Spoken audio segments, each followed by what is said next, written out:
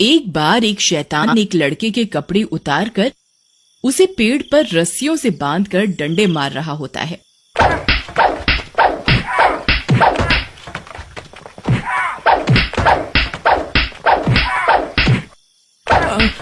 मुझे क्यों मार रहा है? मैंने तुम्हारा क्या बिगाड़ा है? छोड़ दो मुझे जाने दो प्लीज।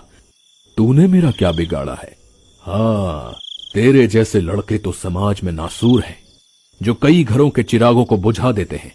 कई साल पहले मैं भी ऐसे ही चिल्लाया था, लेकिन तूने और तेरे उन 3 दोस्तों ने मेरी एक नहीं सुनी और मैं पूरी रात ठंड में ऐसे ही तड़प तड़प कर मर गया था। तुम राहुल, लेकिन तुम जिंदा कैसे हो गए? ये सब छोड़, फिलहाल तू तो मर। ऐसा कहकर शैतान उसकी गर्दन काट देता है।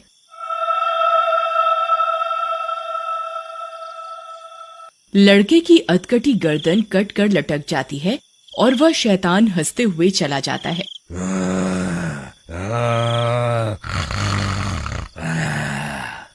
दोस्तों, ये बात शुरू होती है आर्यनगर गांव से, जहां पर राहुल नाम का एक लड़का रहता था जो स्कूल में टॉप करता था और बड़े होने पर उसे शहर के सबसे बड़े कॉलेज में एडमिशन मिल जाता है, जिससे उसकी माता रीमा और पिता राजेश, जो कि काफी गरीब होते हैं, वो बहुत खुश होते हैं।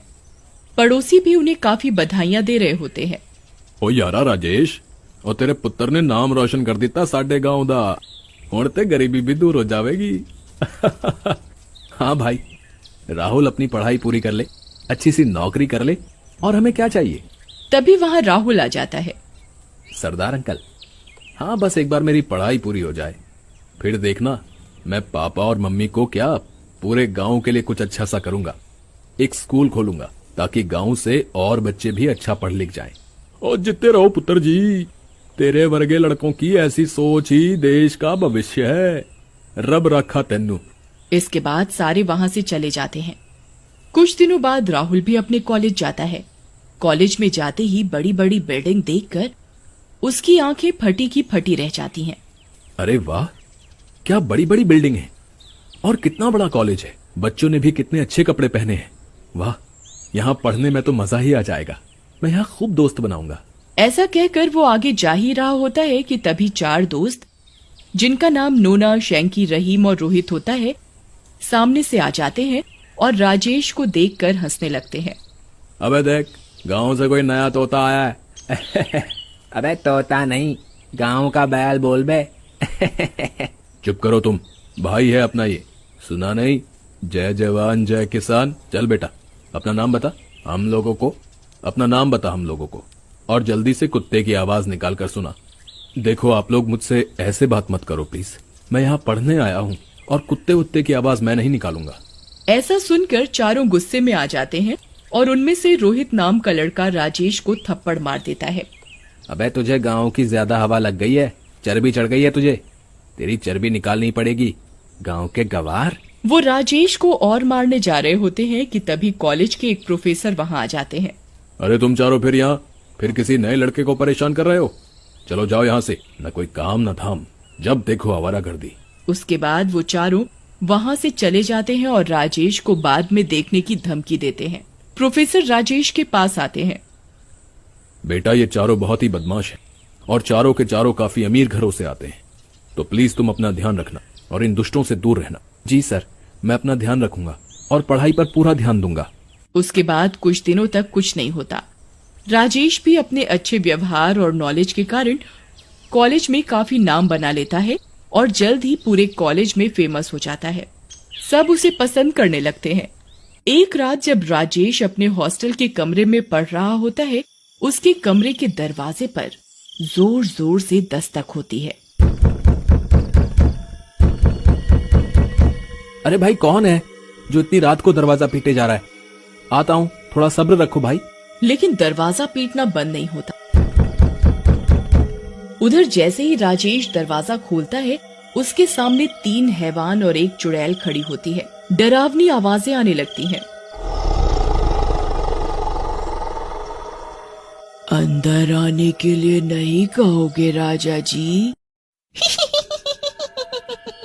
डर के मारे राजेश की चीख निकल जाती है और वो भागकर छत पर पहुंच जाता है। नहीं मम्मी, नहीं, छोड़ दो मुझे। इस कॉलेज में भूतों का साया है, मुझे नहीं पता था। छोड़ दो मुझे प्लीज। तभी बारिश के साथ तेज बिजली कड़कने लगती है। तभी रहीम अपना चुड़ैल का मुखौटा उतारता है और उसे एक थप्पड़ मारता है।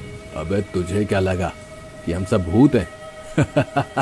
बेवकूफ कहीं का डरपोक। फिर सब अपना भूत का मुखौटा हटाते हैं और उसका मजाक उड़ाने लगते हैं। इसकी शक्ल तो देखो, अरे कहीं पतलून गीली तो नहीं कर दी डर के मारे? उस दिन बात पूरी नहीं हुई थी। यह सब देखकर राजेश काफी डर जाता है। देखो मुझे जाने दो, मैं तुम लोगों से उलझना नहीं चाहता। अगर तुम्हें कोई बात बुरी लगी हो तो मुझे माफ कर दो। देखा कैसे भीगी बिल्ली बना है, देखा कैसे भीगी बिल्ली बन गया है। तू तो बहुत फैल रहा था, अब अकड़ के दिखा। ऐसा कहकर वो चारों राजेश के कपड़े फाड़ देते हैं। अरे भाई देख क्या मस्त बॉडी है इसकी, अगर ये गंजा भी हो जाए तो मस्त लगेगा, क्यों? सही बोल रहा है यार रोहित, मैं तो कहता हूँ इसका एक वीडियो भी बना, लोगों को दिखाएंगे, मजा आ जाएगा। इसके बाद चारों दुष्ट ऐसा ही करते हैं और राजेश को गंजा करने के बाद उसका एक वीडियो बना लेते हैं। राजेश इस सब से काफी टूट जाता है। मैं बिल्कुल दया नहीं है, एक पल भी नहीं सोचा कि मैं किसी का बेटा हूँ। मैं अभी तो जा रहा हूँ लेकिन लौटूंगा जरूर, तुम्हें और तुम्हारे जैसे गंदे लड़कों को सबक सिखाने। ऐसा कहकर राजेश छत से छलांग लगा देता है और नीचे गिरकर मर जाता है।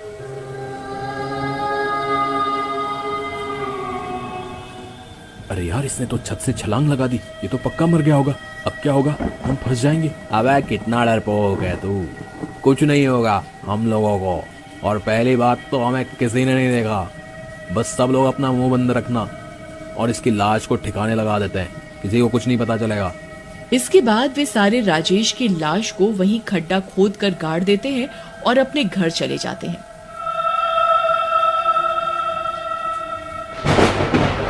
कुछ दिनों बाद जब रहीम सो रहा होता है तभी एक शैतान आता है और जोर से रहीम को लात मारता है। कौन है जिसने मुझे लात मारी? ये तेरे जैसे इंसान को जानना जरूरी नहीं है। ऐसा कहकर वो रहीम को सिर के बल पटक कर मार देता है। ये खबर सुनकर बाकी के तीनों दोस्त काफी घबरा जाते हैं और एक जगह मिलते हैं। यार पता नहीं किसने रहीम को मार डाला, वो भी इतनी बुरी तरह। इस तरह तो कोई शैतान ही किसी को मार सकता है। अरे यार तुम भी इतना डरते हो यार, मुझे लगता है नशे वशे में गिर गया होगा रे। तुम लोग डरो मत, कुछ नहीं होगा, जाओ सब अपने घर जाओ। उसके बाद तीनों अपने घर के लिए निकलते हैं।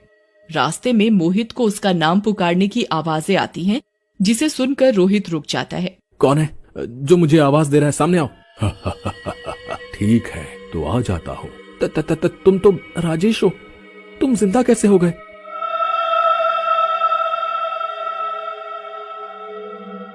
मुझे माफ कर दो, मुझसे गलती हो गई।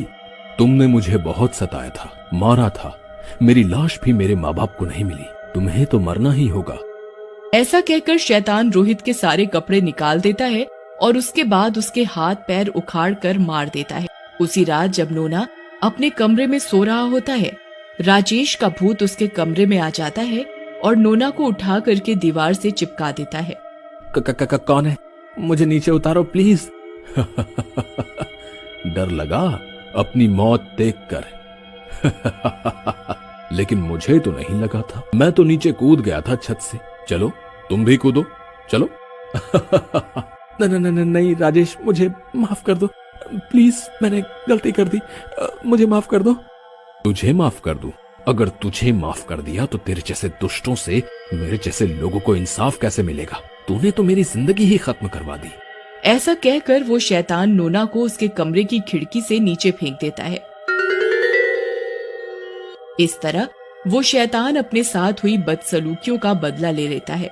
अगले दिन कॉलेज के गेट पर लिखा होता है, रैगिंग करना मना है, और नोना की लाश वहां लटक रही होती है और राजेश भी वहां से गायब हो जाता है।